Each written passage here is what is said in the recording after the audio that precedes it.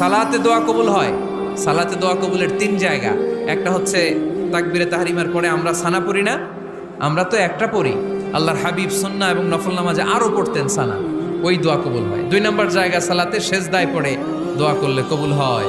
আকরাবু মা ইয়াকুনুল আবদু মির রাব্বিহি ওয়া হুয়া সাজিদ ফাকসিরু ফীহি দুআ। বান্দা যখন সেজদায় লুটিয়ে পড়ে বান্দা আল্লাহর সবচেয়ে কাছে চলে যায়। তা কিন্তু বিশ্বনবী বলে সেজদাটা তোমার রবের কুদরতি পায়ের উপরে পড়েছে। সেজদায় পড়ে দোয়া করেন। সালাম ফিরানোর আগে বিশ্বনবী দোয়া করতেন, লা ইউসাল্লিমান্না আহাদুকুম হাত্তা ইয়াতাআওয়াযা মিন আরবা'a।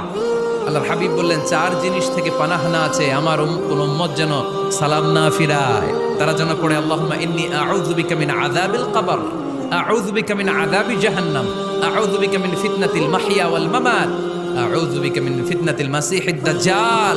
আল্লাহ কবরের আযাব থেকে বাঁচাও, আল্লাহ জাহান্নামের আগুন থেকে বাঁচাও, আল্লাহ জীবন